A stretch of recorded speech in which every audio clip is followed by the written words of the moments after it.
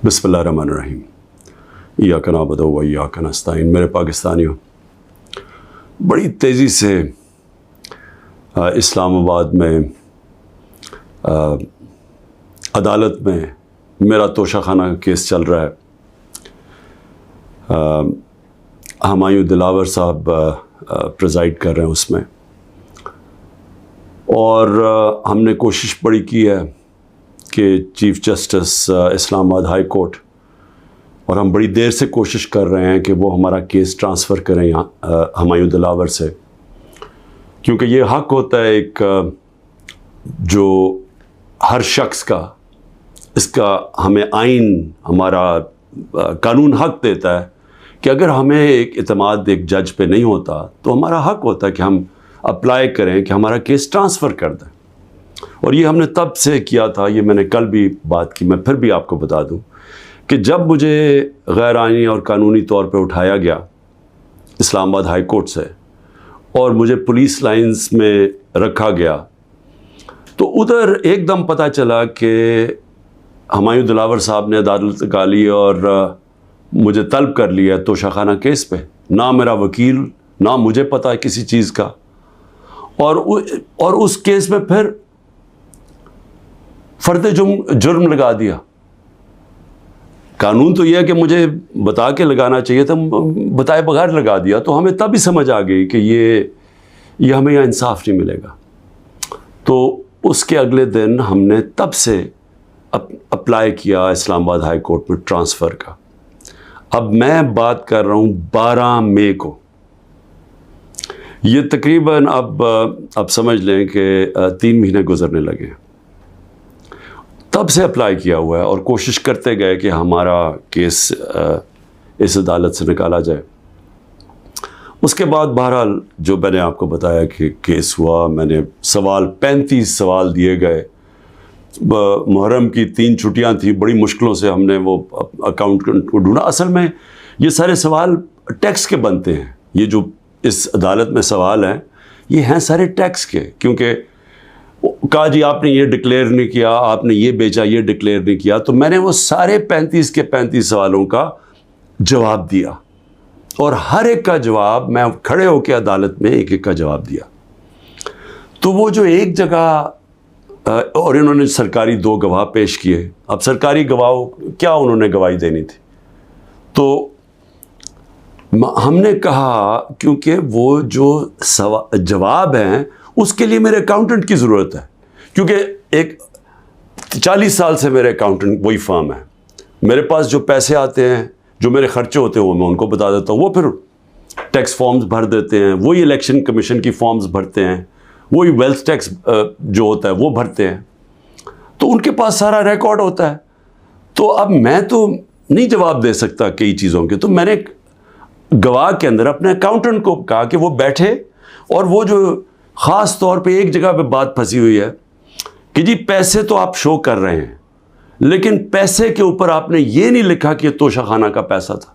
Amount पूरा है लेकिन तोशाखाना नहीं, वो नहीं लिखा। तो ये अकाउंटेंट ने बताना था कि वो फॉर्म उसने जैसी भी भरी, क्योंकि फॉर्म तो वो भरता है। बहरहाल 1 घंटे का टाइम दिया गया और कहा कि 1 घंटे में अब ये नहीं पहुंचेगा तो चलो। अब अकाउंटेंट 1 घंटे में कैसे पहुंच सकता है? ये कोई मिलिट्री ट्रायल तो नहीं हो रहा। उसको विटनेस ख़त्म कर दिया, और भी हमने बुलाए हुए थे विटनेसेस जिन्होंने गवाही देनी थी इन्हीं चीज़ों को, और जो मेरा हक है। अब एक फेयर ट्रायल होता है कि आपको मौका मिले कि मुझे एक्यूज़ करें, मुझे मौका तो दें कि मैं अपनी सफाई पेश कर सकूं। नहीं मौका दिया गया, और बड़ी जल्दी सब कुछ तेज़ी से किया जा रहा है। छुट्टियों में कभी ट्रायल नहीं होता। ये आजकल अदालतों की छुट्टियां हैं, छुट्टियों के अंदर डे टू डे ट्रायल हो रहा है। जल्दी पड़ी हुई है कि किसी तरह ये बस जल्दी से ख़त्म हो जाए। मौका भी नहीं दे रहा है। एक दिन क्या हो जाएगा कि 1 दिन डिले हो गया, 2 दिन डिले हो गया, कौन सी क़यामत आ गई? विटनेसेस आए, हम तो मुतमईन हो जाएं कि हमने अपना केस पूरी तरह लड़ा है।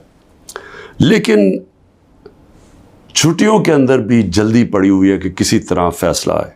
हालांकि हम सुप्रीम कोर्ट में भी हैं, और इस्लामाबाद हाई कोर्ट से मुझे कहना पड़ता है कि मैं काफ़ी मायूस हूँ कि वो ना फ़ैसला करते हैं, वो खींचते भी जाते हैं, वो پورا موقع دے رہے ہیں کہ یہ جب فیصلہ آ جائے. یعنی اگر ہم نے ٹرانسفر کا اتنی دیر اپلائی کیا ہوا ہے تو کم از کم فیصلہ تو کریں. وہ کرتے بھی نہیں ہیں. بہرحال وہاں بھی ان کو بھی میں نے کہا, بڑی دیر کا کہا ہوا ہے کہ ہمیں چیف جسٹس اسلام آباد ہائی کورٹ پہ مجھے کوئی اعتماد نہیں ہے. جب مجھے اٹھایا گیا وہاں سے, آپ سوچیں کہ مجھے غیر قانونی اور آئینی طور پہ اٹھایا گیا ان کی عدالت سے, اور انہوں نے اس کو لیگلائز کر دیا. یعنی اصل میں تو ان کو اللیگل کرنا چاہیے تھا. سپریم کورٹ کو تو جانے کی نوبت نہیں ہونی چاہیے تھی. ان کی عدالت میں بیٹھا ہوں, شیشے توڑ کے, ڈنڈے مار کے, وکیلوں کو مار کے, وہ بیچارہ رجسٹری اسٹاف ان کو ڈنڈے مار کے, اور مجھے گھسیٹ کے لے گئے وہاں سے ان کی عدالت سے. اور چیف جسٹس نے کچھ بھی نہیں کیا, بلکہ اس کو جائز قرار دے دیا گیا. اس کے بعد جو اس سے پہلے ٹرین کیس تھا, 3 ممبر بینچ بیٹھا, دو ججز نے واضح طور پہ کہہ دیا کہ مینٹینیبل کیس. چیف جسٹس صاحب فیصلہ نہیں کر رہے, وہ بھی لٹکائے ہوا ہے وہاں. اور ہمیں اعظم سواتی کو بہت اعتراضات تھے. انہوں نے لیٹر لکھا کہ مجھے اعتماد نہیں ہے آپ کے اوپر. تو نہ وہ اپنے آپ کو ریکیوز کرتے ہیں, نہ ادھر نیچے سے ریکیوز کر رہے ہیں. اور پھر ہمیں بڑا ایک سیریس چیز ہے یہ جو فیس بک پہ دیکھیں, فیس بک 90 دن تک فیس بک کا ریکارڈ ان کے پاس پڑا ہوتا ہے. اگر FIA یا جج صاحب ایک صرف آپ کو ای میل کرنی ہے فیس بک کو کہ یہ کیس ہو رہا ہے, آپ مہربانی کر کے بتا دیں کہ 90 دن تک ان کی جو بھی فیس بک پہ پوسٹ تھی وہ کون سی تھی. کیونکہ 90 دن تک جو لوگوں نے دیکھا ہے اور پوسٹ بھی کیا ہے کہ اس کے جو ہمایوں دلاور کی پوسٹ تھی اس پہ انہوں نے جو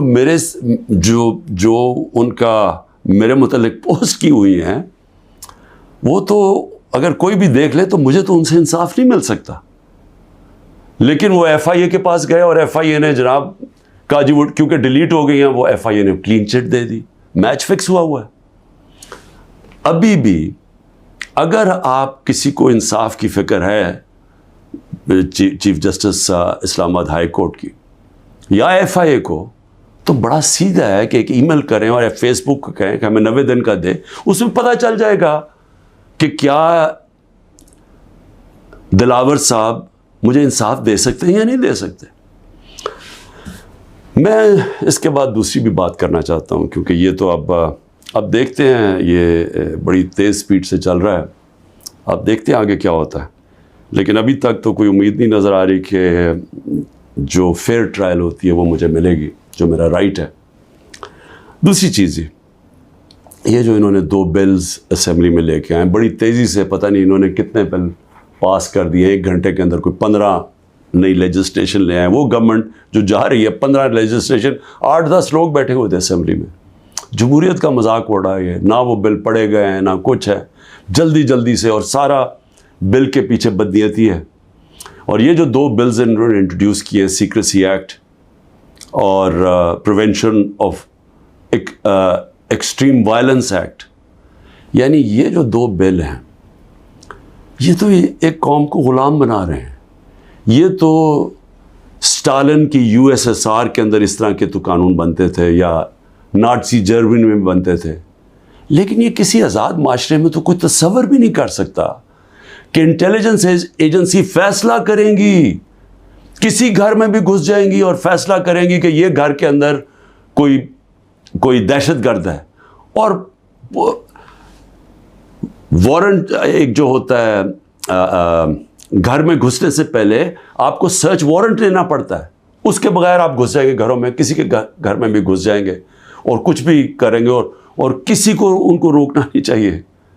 تو یہ تو ایک ملک میں بالکل ہی غلاموں کو کنٹرول کرنے کے لیے ہو رہا ہے. پھر سیکریسی ہے, ایک اور ایکٹ لے آئے ہیں کہ آپ کسی بھی اگر کوئی انٹیلیجنس ایجنسیز کا کوئی آدمی ہے, اس کا آپ نام بھی نہیں لے سکتے. اگر آپ نے نام لے لیا تو وہ آپ کوئی اسٹیٹ سے غداری کر دیں گے, سیڈیشن ہے وہ.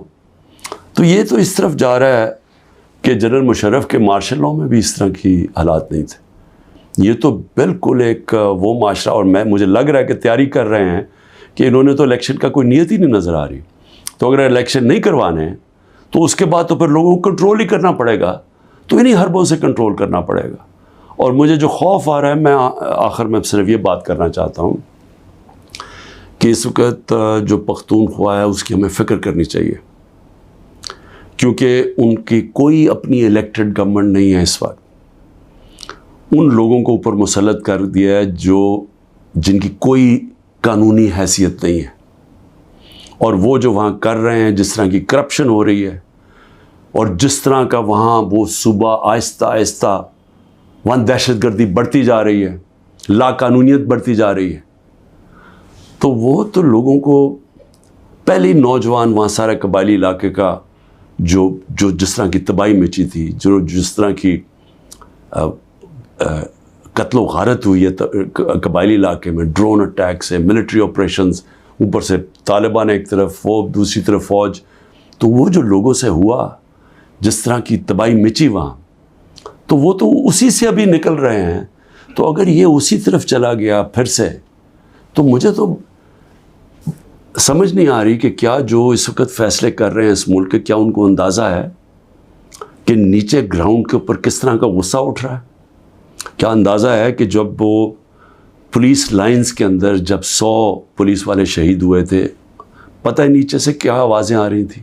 اور اب جو بجوڑ میں ہوا، اس کے اوپر سارے پختونخوا کے اندر کس طرح کا غصہ گیا ہے؟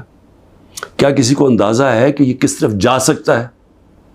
اور میں اس لیے کہہ رہا ہوں کہ بہت ضروری ہے، ایک ہی طریقہ ہے کہ یہ جو نیچے گراؤنڈ کے اوپر غصہ ہے، یہ تب نکلتا ہے جب الیکشنز کرواتے ہیں. الیکشنز میں لوگوں کا غصہ نکل جاتا ہے، اور پھر ایک جب منتخب گورنمنٹ آتی ہے، لوگ امید لگا لیتے ہیں، اور ہوتا کیا ہے کہ وہ جو سارا ٹیمپریچر ہے وہ نیچے آ جاتا ہے، اسٹیبلٹی آ جاتی ہے، استحکام آ جاتا ہے ملک میں. تو یہ جو دوسری طرف ابھی کوششیں ہو رہی ہیں، جو لوگ اس ملک میں جن کا جینا مرنا ہے، ان کو خوف آنا شروع ہو گیا.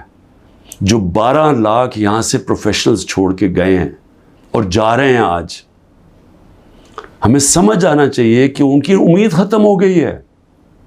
یہ سب سے خطرناک چیز ہے کہ ایک معاشرے میں لوگوں کی امید چلی جائے.